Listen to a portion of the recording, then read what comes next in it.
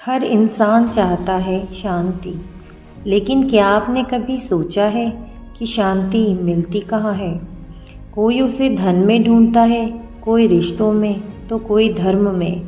लेकिन आज जो आप सुनने जा रहे हैं वो सिर्फ एक कहानी नहीं, बल्कि वो अनुभव है जिसने लाखों लोगों की ज़िंदगी बदल दी। कपिलवस्तु नगरी में जब सिद्धार्थ का जन्म हुआ तो चारों ओर आनंद छा गया। राजा शुद्धोधन ने ज्योतिषियों को बुलवाया। ज्योतिषी ने कहा, राजन, आपका पुत्र कोई सामान्य बालक नहीं है। यह या तो चक्रवर्ती सम्राट बनेगा या संन्यास लेकर संपूर्ण संसार को मोक्ष का मार्ग दिखाएगा। राजा शुद्धोधन चौंक गए। उन्होंने मन ही मन सोचा, मेरा पुत्र सम्राट बने यही अच्छा है। मैं उसे संसार के दुख दर्द से दूर रखूँगा। सिद्धार्थ का लालन पालन अत्यंत लाड़ प्यार से होने लगा। उन्हें किसी प्रकार का कष्ट न हो इसका ध्यान रखा जाता। सिद्धार्थ ने एक दिन चन्न से कहा, चन्न, मैं आज राजमहल से बाहर जाना चाहता हूँ। चन्न ने कहा, राजकुमार, महल के बाहर की दुनिया वैसी नहीं है जैसे आपने देखी है। सिद्धार्थ बोले, चन्न, मैं देखना चाहता हूँ, चलो। रथ आगे बढ़ा। उन्होंने देखा एक वृद्ध व्यक्ति, झुकी कमर, सफ़ेद बाल, कांपते हाथ। सिद्धार्थ ने पूछा, चन्न, यह व्यक्ति ऐसा क्यों है? चन्न ने सिर झुका लिया। राजकुमार, यह वृद्धावस्था है। हर मनुष्य एक दिन बूढ़ा होता है। सिद्धार्थ की आंखों में चिंता की लकीरें उभर आई। आगे बढ़े, फिर उन्होंने देखा एक बीमार आदमी पीड़ा से कराहता हुआ। सिद्धार्थ ने पूछा, चन्न, क्या हर कोई बीमार होता है?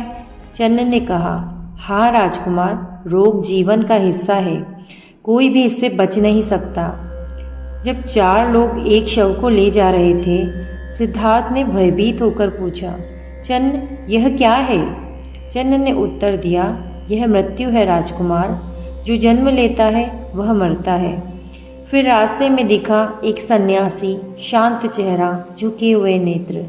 सिद्धार्थ ने पूछा, चन्न, यह कौन है?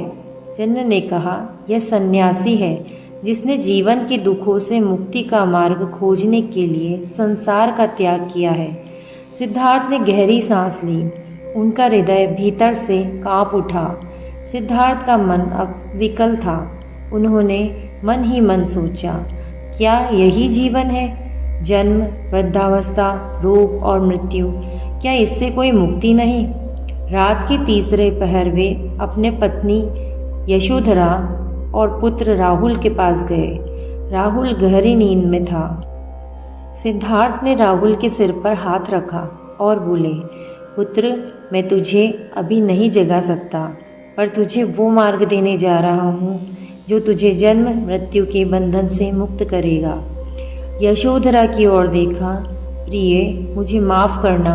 यह त्याग केवल मेरा नहीं, समस्त संसार का कल्याण करने के लिए है। फिर वे चुपचाप महल छोड़कर निकल पड़े। चन्न रथ लेकर खड़ा था। सिद्धार्थ ने कहा, चन्न, चलो, आज से मेरा जीवन एक नई दिशा में जा रहा है। सिद्धार्थ ने 6 वर्षों तक कठोर तपस्या की। उन्होंने कहा, शरीर का दमन करूँगा, शायद इससे सत्य की प्राप्ति हो। वे केवल एक चावल का दाना खाते, कभी कभी वह भी नहीं। शरीर सूखकर कांटा हो गया। एक दिन वे मूर्छित होकर गिर पड़े। उस समय एक युवती सुजाता ने उन्हें दूध और खीर दी। सिद्धार्थ ने मन ही मन कहा, यह शरीर ही साधन है, इसे नष्ट करूँगा तो ज्ञान कैसे प्राप्त होगा?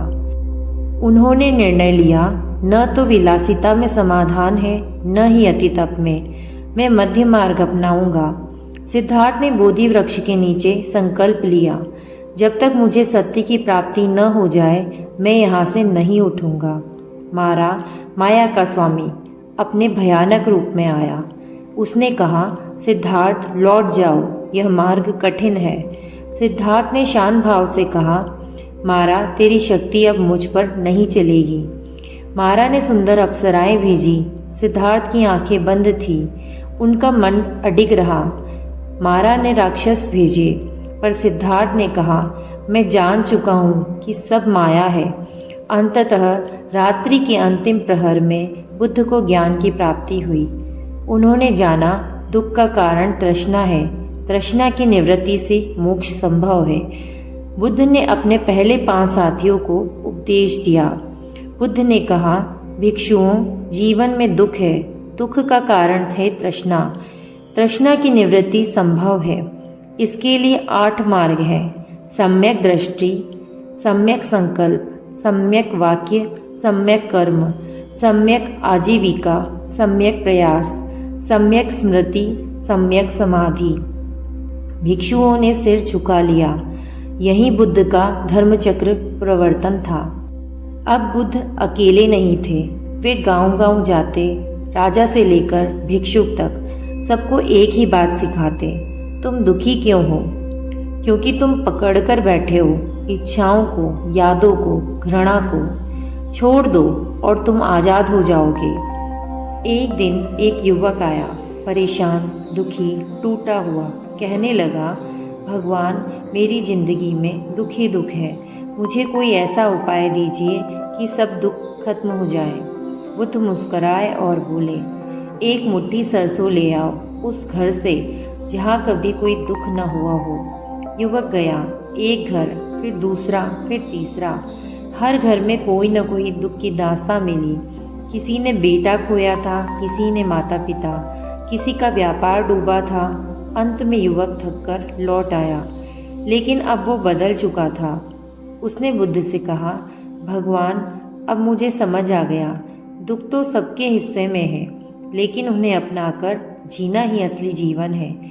बुद्ध बोले, जब तुम सच्चाई को स्वीकार कर लेते हो तभी तुम शांति को पा सकते हो। बुद्ध ने कहा, तुम्हारा रक्षक कोई और नहीं होगा। खुद को जानो, खुद पर विश्वास करो, बाहर नहीं, भीतर की लौ जगाओ।